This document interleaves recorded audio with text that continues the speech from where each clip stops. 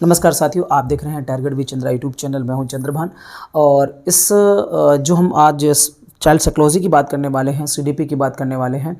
इसके पहले पार्ट में हम लोगों ने बात की थी लर्निंग की, अधिगम की, और अधिगम में क्या क्या चीज़ें हमने पढ़ी थी। हमने अधिगम का अर्थ पढ़ा, अधिगम की जो परिभाषाएं हैं उनकी हमने बात की, अधिगम की क्या क्या विशेषताएं होती हैं उसकी बात की, और अधिगम के पक्ष क्या हैं वो चीज़ें हम यहाँ पर बात कर चुके हैं। आज उसी अधिगम का सेकंड पार्ट लेकर के आए हैं और सेकंड पार्ट में हम लोग पढ़ते हैं अधिगम के सिद्धांत, जो अधिगम की थ्योरीज हैं उनकी हम लोग बात करते हैं। लेकिन अधिगम की एक एक थ्योरी पर बात करने के पहले मैं कुछ एक सामान्य समझ आप लोगों के मस्तिष्क में बनाना चाहता हूं इस वीडियो के माध्यम से। और जैसा कि आप बोर्ड पर देख पा रहे होंगे कि अधिगम के सिद्धांत जो है स्टेप बाय स्टेप हम वादों में पढ़ते हैं, अर्थात व्यवहारवाद, नव व्यवहारवाद, गेस्टाल्टवाद, संज्ञानवाद, निर्माणवाद, संरचनावाद, प्रकारवाद। तो ये सारे के सारे जो हैं एक अधिगम के तरीके बताते हैं कि किस तरह से अधिगम होता है, अधिगम के कौन कौन से तरीके हो सकते हैं, वास्तव में बच्चा कैसे सीखता है। तो हर एक समय में जो है नए नए जो मनोवैज्ञानिक आए हैं उन्होंने अपनी आविष्कार किए, खोजें की, रिसर्च की और नए नए तरीके अधिगम के बताते हैं। वैसे भी आप जैसे जैसे समय बीतता जाता है चीज़ों में जो है संशोधन होता चला जाता है। कई बार तो ऐसा भी हुआ है कि एक ही मनोवैज्ञानिक जिसने पहले जो सिद्धांत दिया उसी सिद्धांत में वो क्या करता है, बाद में बदलाव करके प्रस्तुत करता है। ऐसा भी है, ऐसा भी हम लोग देखते हैं। तो यहाँ पर हम लोग इन सारी चीज़ों पर बात करने वाले हैं। हालांकि मैं बाद में वीडियो बनाऊंगा जहाँ पर मैं बात एक एक मनोवैज्ञानिक के सिद्धांत की बात करूंगा वहाँ पर। हालांकि अभी सिर्फ आप इन सारी चीज़ों की एक सामान्य समझ आपके मन में स्थापित करनी है, इसलिए मैं यहाँ पर बात करने आ रहा हूँ। तो सबसे पहले चीज़ तो आपको ये जानना है कि जो क्रम दिया गया है वो क्रम एक क्रम में ही है, अर्थात पहले व्यवहारवाद आएगा, फिर नव व्यवहारवाद, फिर गेस्टाल्टवाद, फिर संज्ञानवाद, निर्माणवाद, संरचनावाद, प्रकारवाद। तो इस तरह से ये इसका एक क्रम है। तो हो सकता है एग्जाम में एक क्रम पूछ ले कि इसके बाद कौन सा वाद आया, है ना। तो ये वाद कैसे कैसे आए, अधिगम के तरीकों में जैसे जैसे सुधार होती गई, नई नई सोच विकसित हुई, नए नए विचार आते गए, वैसे वैसे जो है अधिगम के तरीकों में भी बदलाव देखने को मिलते हैं। तो ये कहीं ना कहीं एक दूसरे से जुड़े हुए ही हैं। हालांकि हम कुछ विशेषताओं के आधार पर इनको डिवाइड करके अलग अलग पढ़ते हैं। तो एक चीज़ तो आपको याद रखनी है कि क्रमबद्ध तरीका है इसका। दूसरी चीज़ जो मैंने अभी बात बताई कि ये कहीं ना कहीं एक दूसरे से रिलेटेड है। जैसे अगर व्यवहारवाद की बात करें तो व्यवहारवाद में जो सबसे अंतिम जो मनोवैज्ञानिक आएंगे, जैसे हम स्किनर की बात करें तो स्किनर की बात जो है वो थॉर्नडाइक की बात से काफ़ी अलग हो जाती है। फिर भी हम उनको व्यवहारवादी मनोवैज्ञानिक मानते हैं। हालांकि उसके बाद जैसे ही हम आगे बढ़ते हैं तो और भी कुछ लोग आते हैं जो कि व्यवहारवाद में ही कुछ नया चेंजमेंट ला करके थोड़ी सी बात नई उसमें जोड़ दी और इसके बाद वो एक अलग चीज़ हो जाती है। उसी तरीके से व्यवहारवाद में भी जैसे जैसे हम आगे बढ़ेंगे वैसे ही फिर क्या होता है कि समझ की बात, सूझ की बात करने लगते हैं, तो फिर वो गेस्टाल्टवादी कहा जाता है। गेस्टाल्टवादियों की बात करें तो जैसे ही अंतर्दृष्टि की, सूझ की बात कर ही रहे हैं और ये बात कर रहे हैं कि मस्तिष्क जो है वो इकाई की तरह काम करता है, तो वहीं में हम आगे तुरंत देखते हैं कि संज्ञानवाद भी आ जाता है, जो कि वो भी मस्तिष्क की कार्यात्मकता की ही बात करता है ना। उसके बाद जैसे हम आगे और बढ़ते हैं तो निर्माणवाद आता है। जैसे कि संज्ञानवाद में हम वाइगोत्स्की को पढ़ते हैं और निर्माणवादी मनोवैज्ञानिकों में हम वाइगोत्स्की को ही पढ़ते हैं। उसके बाद संरचनावादी जो आते हैं वो बात करते हैं फिर कि कैसे लर्निंग बाय डूइंग होगी, वही प्रकारवाद में भी बात होती है। तो लगभग एक दूसरे से कहीं ना कहीं ये कनेक्टेड है। बस ये है कि पुराने विचार में एक नया विचार आ जाने से एक नई चीज़ विकसित हो गई और उसको हम अलग एक वाद में पढ़ना शुरू कर देते हैं। ये बस इसमें अंतर है। तो आप लोग बिल्कुल ये मत समझिएगा कि बिल्कुल एक दूसरे से कहीं अलग हैं। हालांकि कुछ जो चीज़ें हैं जिनके आधार पर इनको अलग करने की कोशिश की गई है उनको मैंने बोर्ड पर लिख रखा है ताकि आप इनको अलग करके समझ सकें। ठीक है, तो आइए शुरू करते हैं। जैसे कि सबसे पहले हम बात करते हैं व्यवहारवाद की या सहचरवाद की। इसका सहचरवादी नाम भी है, इस चीज़ को भी आप याद रखिए। तो इसमें जो कौन कौन से मनोवैज्ञानिक आते हैं, क्योंकि एग्जाम में सीधा पूछ लेता है कि निम्न में से कौन सा व्यवहारवादी मनोवैज्ञानिक है।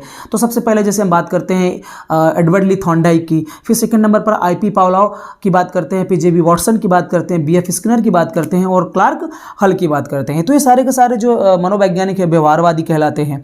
अब इस व्यवहारवादी मनोवैज्ञानिकों ने जो सिद्धांत दिए हैं उनमें आखिरकार कौन कौन सी चीज़ें थी, कौन कौन सी विशेषताएं थी, उनकी हम लोग बात करते हैं। जैसे कि सबसे पहले बात करते हैं कि यहां पर एस और आर अनुबंध की बात की गई है ना, कि उद्दीपक और अनुक्रिया के बीच में संबंध स्थापित होना ही लर्निंग है। इसकी बात की जा रही है थॉर्नडाइक के द्वारा। तो उद्दीपक और अनुक्रिया की यहां पर बात की जाती है, स्टिमुलस और रिस्पॉन्स की। इसके साथ साथ संबंधवाद भी इसको कहा जाता है।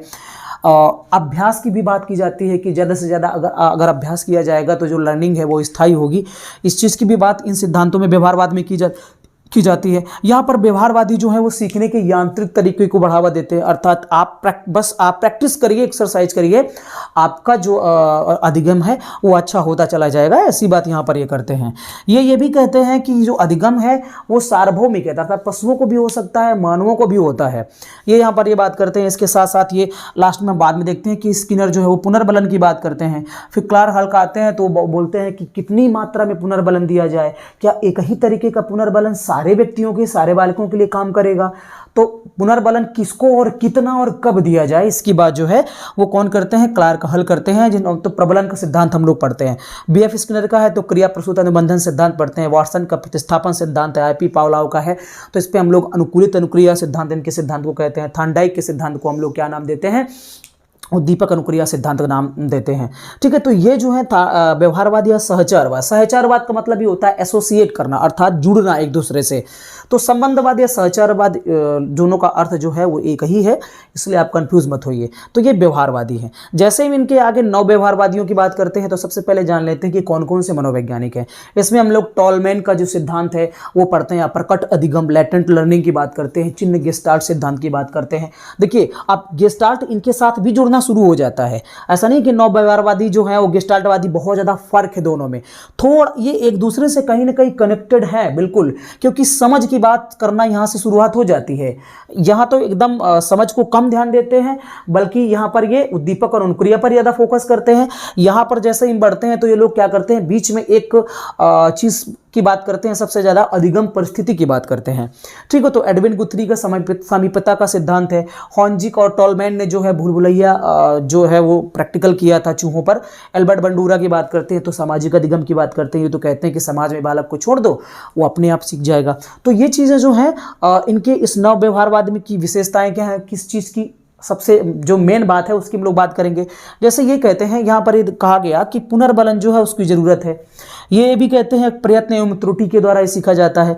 ये कहते हैं नहीं भाई ऐसा नहीं है, पुनर्बलन बार बार देने की आवश्यकता नहीं है। अगर बालक तत्पर है तो सिर्फ एक बार पुनर्बलन दीजिए, अर्थात वन ट्रायल लर्निंग हो जाती है, एक ही बार में बच्चा सीख जाता है, बार बार पुनर्बलन देने की आवश्यकता नहीं है। इसमें समय बर्बाद होता है कि आप बार बार पुनर्बलन देंगे, और बार बार पुनर्बलन देने से पता है क्या होता है कि बालक जो है उसकी आंतरिक प्रेरणा जो है वो खत्म हो जाती है। तो बार बार पुनर्बलन देने से बालक की आंतरिक अभिप्रेरणा समाप्त हो जाती है, अर्थात वो सिर्फ बाहर की चीजों पर ही डिपेंड हो जाता है। आप जो पुरस्कार दे रहे हैं वो पूरी तरीके से उस पर आश्रित हो जाता है। जब जब आप पुनर्बलन देंगे तभी तभी वो काम करेगा, जब धक्का देंगे तभी काम बढ़ेगा वो। तो ये कहते नहीं, ऐसा नहीं है। अगर बच्चा तत्पर है, सबसे पहले आप क्या करिए, अधिगम परिस्थिति बनाइए, ऐसी अधिगम परिस्थिति पैदा कर दीजिए कि बालक उसमें से खुद सीखेगा। और जैसे ही वो तत्पर हो जाएगा अधिगम परिस्थिति में, और तत्परता भी उसके अंदर पैदा कीजिए, तत्पर हो जाएगा बालक, तो फिर एक ही बार में सीख जाएगा, बार बार पुनर्बलन देने की आवश्यकता नहीं है। ये जो बात है, जैसे हम बात करते हैं एडविन गुथरी की, टॉलमैन की बात करते हैं, तो ये चीज कहते हैं। आई होप समझ में आया होगा। थर्ड जो है उनकी बात करते हैं गेस्टाल्टवाद। देखिए गेस्टाल्ट जो है एक तरीके जर्मन शब्द है जिसका अर्थ होता है समग्र कार्य, समग्राकृति।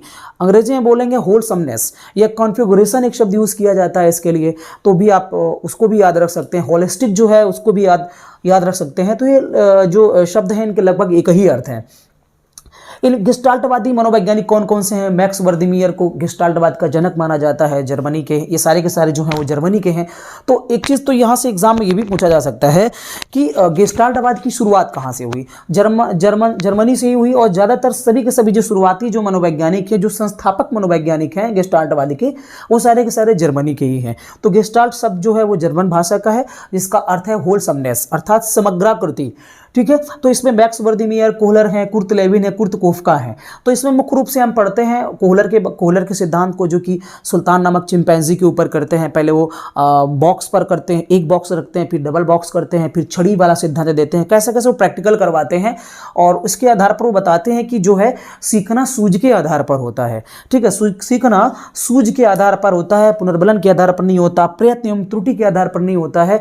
यहाँ क्या है, सीखना सूझ के आधार पर होता है। व्यक्ति या बालक क्या करेगा कि सबसे पहले उसको समस्या दी जाएगी। जब उसके सामने कोई समस्या होगी तो समस्या को वो उसका मस्तिष्क जो है समग्र रूप में देखता है, और फिर इसके बाद क्या करता है वो कि उन समस्याओं को हल करने के लिए उस वातावरण में जो तत्व मौजूद होते हैं उनको संगठित या पुनर्गठित करता है अपने मस्तिष्क में, और जैसे जैसे वो पुनर्गठित करता जाता है एक स्थिति ऐसी आती है कि उसे अचानक ही जो है वो सूझ आ जाती है और उस समस्या का समाधान वो खोज लेता है। तो अचानक समस्या समाधान की बात जो है गेस्टाल्टवादी करते हैं। तो ये चीज़ याद रखिए, कुर्तलेविन ने क्षेत्र सिद्धांत दिया है, कोहलर ने जो मैंने अभी बताया चिंपैंजी वाला वो दिया हुआ है सिद्धांत। तो इस चीज़ को याद रखिए।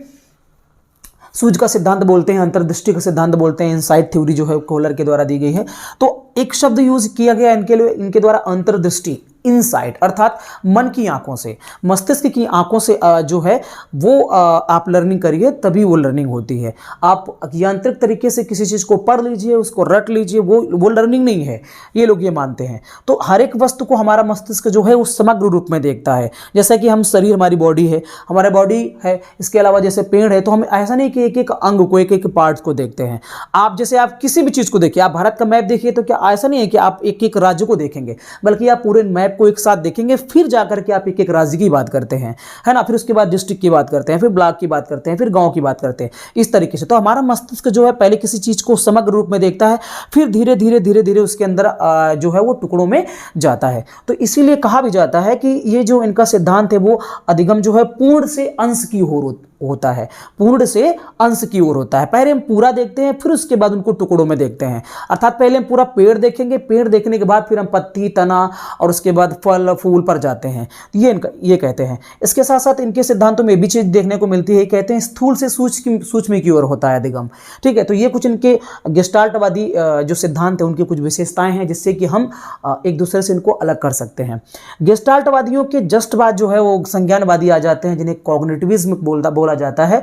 और इनमें कौन कौन से मनोवैज्ञानिक हैं जिनका योगदान साइकोलॉजी में बहुत ज़्यादा रहा है। जैसे हम जीन पियाजे की बात करें तो एग्जाम में लगभग ये मान लीजिए कि कम से कम 2 क्वेश्चन तो आने ही आने हैं, हर एक एग्जाम में आने ही एकदम पक्के हैं जीन पियाजे से।